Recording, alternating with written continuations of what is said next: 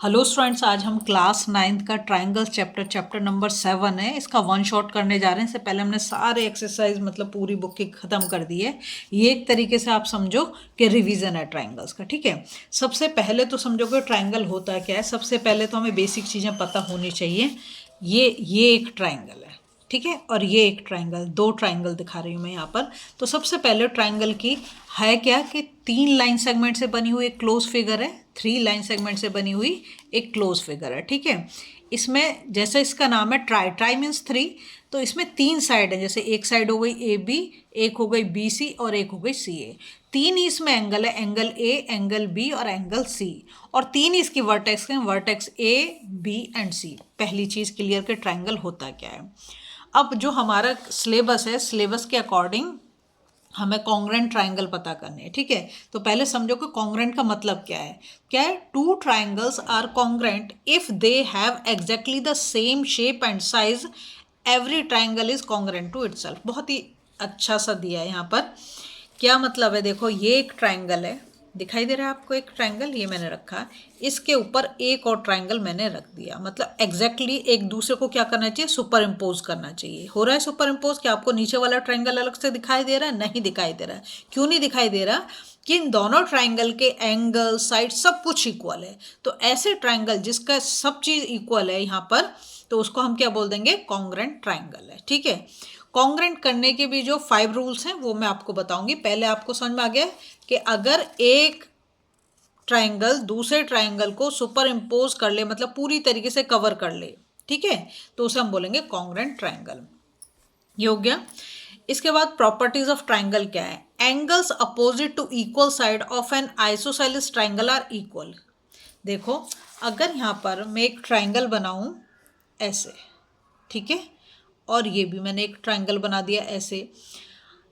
Isosceles का मतलब क्या है? उसकी दो साइड कैसी हैं? इक्वल हैं। मतलब ये साइड इस साइड के इक्वल है, दो साइड इक्वल हैं, यही बोल रहा है ना वो, कि the side opposite to equal angle of triangle are equal. तो ये साइड का अपोजिट एंगल ये सामने होता है, इस वाली साइड का अपोजिट एंगल ये, इस वाली साइड का अपोजिट एंगल ये, और इस वाली साइड का अपोजिट एंगल ये। मतलब अगर टू साइड्स इक्वल हैं तो दो एंगल भी, उसके जो अपोजिट एंगल्स होंगे वो भी इक्वल होंगे। सिर्फ इतनी सी बात है।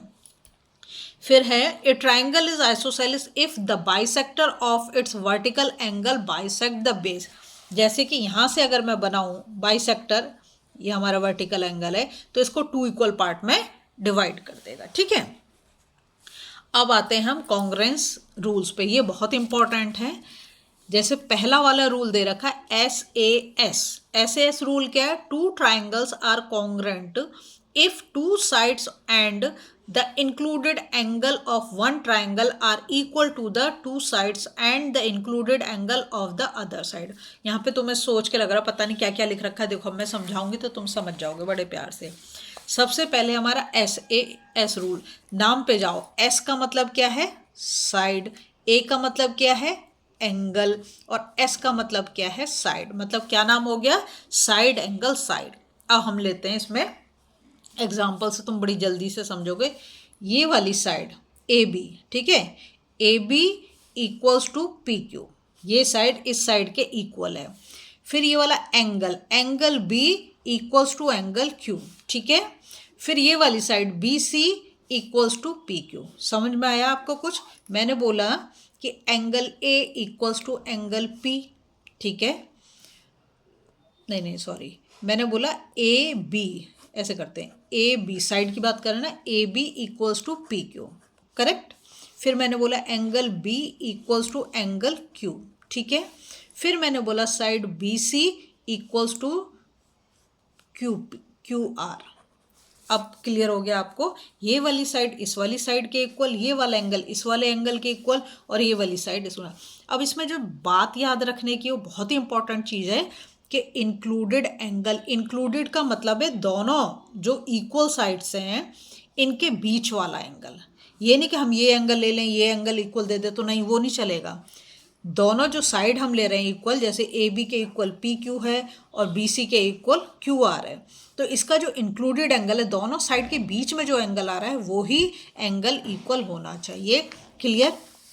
अब हम जाते हैं दूसरा वाला जो रूल है वो है ASA कॉन्ग्रेंस रूल। ए का मतलब क्या है, एंगल, ठीक है। एस का मतलब क्या है, साइड, और ए का मतलब क्या है, एंगल। तो मतलब क्या हो गया, एंगल साइड एंगल। अब देखो इसमें तुम बहुत ही अच्छे से समझ जाओगे। देखो क्या लिख रखा है इसमें, two triangles are congruent if two angles and the included side. उस समय बोल रहा था इंक्लूडेड एंगल, इस बार बोल रहा है included side of one triangle are equal to corresponding two angles and the included side of the other triangles. देखो यहाँ से समझो, जैसे कि हमारे ये दो ट्राइंगल्स हैं, ठीक है। तो इसने बोला एंगल, तो मैंने ये वाला एंगल लिया, एंगल ए, और इसका मैंने एंगल पी। कॉरस्पॉन्डिंग मतलब जो ए की जगह है वही पोजीशन पे तुम्हारा पी होना चाहिए, और दोनों इक्वल होने चाहिए। Clear, angle A is equal to angle P होना चाहिए, ठीक है। लिख देती हूँ मैं, angle A equals to angle P, ठीक। दूसरा क्या दिया, साइड। साइड हमारी ये ले ली मैंने, ए बी। क्या ले ली, A B. A B equal होनी चाहिए पी क्यू के, ए बी इक्वल होनी चाहिए पी क्यू के, ठीक है। फिर एंगल बी इक्वल होना चाहिए एंगल क्यू के। बात समझ में आई। जैसे एक एंगल ले लिया, फिर हमने साइड ली A B equals to P Q, है ना, और angle B equals to angle Q. अब समझो तुम, ये दोनों एंगल के बीच वाली साइड तो इंक्लूडेड साइड है, मतलब एक ही लाइन सेगमेंट पे बने हुए दो एंगल, एक ही लाइन सेगमेंट पे बने हुए दो एंगल मतलब करस्पॉन्डिंग एंगल्स, ठीक है। एडजेसेंट एंगल बोल सकते हो आप। क्या बोला मैंने कि एक ही लाइन पे बने हुए दो एंगल, तो यहाँ पर ये एंगल हो गया, यहाँ पर साइड हो गई, यहाँ पर फिर एंगल हो गया, ये एंगल हो गया, फिर साइड हो गई, फिर एंगल। तो ऐसा अगर रूल है तो क्या बोलेंगे हम, ASA कॉन्ग्रेंस रूल। पहले वाले में बीच में क्या था, एंगल, दोनों साइड पे क्या थी, साइड, तो एंगल इंक्लूडेड था। इसमें क्या डिफरेंस है, इसमें दोनों साइड पे एंगल है और बीच में साइड है, तो यहाँ पर साइड इंक्लूडेड है। क्लियर। अब हम जाते हैं थर्ड वाले पे। थर्ड बोलता है AAS कॉन्ग्रेंस रूल। अभी तक ये जो बाकी के चार हैं वो तुमने पढ़े हैं, 7th क्लास में भी दे रखे थे। ये जो है ये तुमने नहीं पढ़ा है। ये क्या है, देखो AAS। AAS, two triangles are congruent if two angles and one side of one triangle are equal to two angles and the corresponding side of the triangle.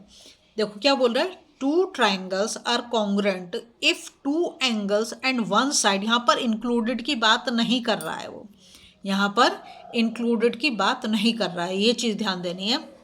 And one side of one triangle are equal to two angles and the corresponding side of the other angle. देखो यहाँ पर देखो, ए का मतलब क्या है, angle, ए का मतलब क्या है, एंगल, और एस का मतलब क्या है, साइड। तो एंगल एंगल साइड, मैंने ये वाला एक एंगल ले लिया, मैंने एक ये वाला एंगल ले लिया। अब मेरे साइड का मन करे तो मैं BC ले लूँ, या मेरा मन करे तो AC, क्योंकि इंक्लूडेड तो है नहीं।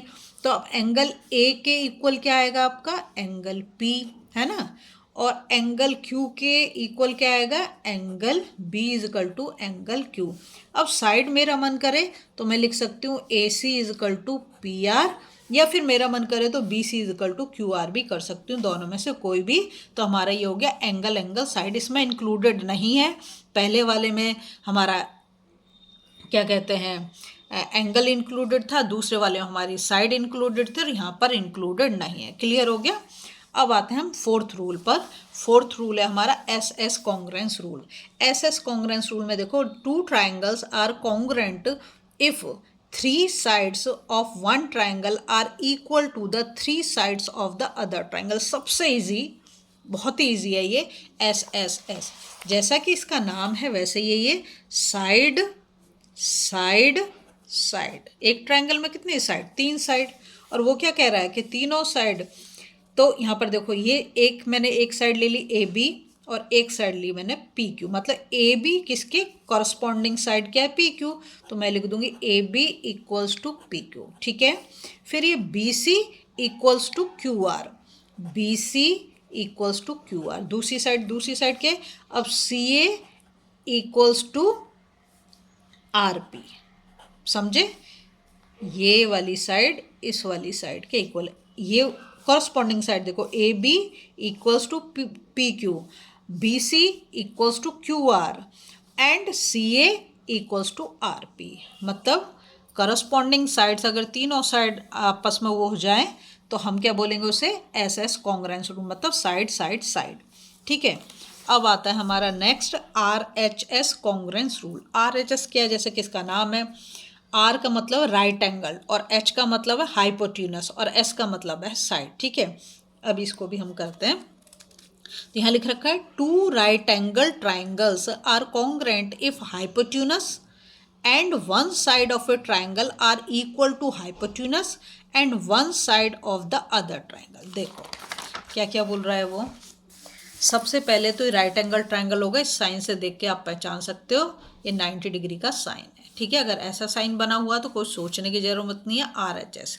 अब हमें दूसरी चीज़ क्या देखनी है, इसमें एक हमने राइट एंगल तो देख लिया, हाइपोटेन्यूस होती है लॉन्गेस्ट साइड, जो 90 डिग्री के सामने वाली साइड होती है इसे बोलते हैं हाइपोटेन्यूस, और ये इन तीनों साइड में लॉन्गेस्ट साइड होती है। क्लियर। तो एक तो हाइपोटेन्यूस हमारी कैसी होनी चाहिए, इक्वल होना चाहिए, एक हमें 90 डिग्री होना चाहिए, और इनमें से कोई भी साइड या तो ए बी इक्वल हो जाए पी क्यू के या सी बी इक्वल हो जाए आर क्यू के। बात समझ में आई तुम्हें। एक तो हाइपोटेन्यूस जैसे यहाँ पर ए सी है और यहाँ पर क्या है पी आर, ये दोनों इक्वल हो जाए। एक हमें क्या मिल जाए 90 डिग्री एंगल, जैसे यहाँ पे बी है यहाँ पर क्यू है, ये कितना है 90 डिग्री। ठीक है, अब इसमें से कोई भी एक साइड या तो मैं कर दूँ B C equals to Q R या फिर हो जाए ए बी इक्वल टू, इसमें कोई भी हो जाए तो चलेगा। ठीक है, अगर आपको वीडियो पसंद आ रही है प्लीज़ लाइक शेयर सब्सक्राइब कर दें, फॉलो जरूर करें। सबकी प्लेलिस्ट बना रखी है सारे चैप्टर्स की।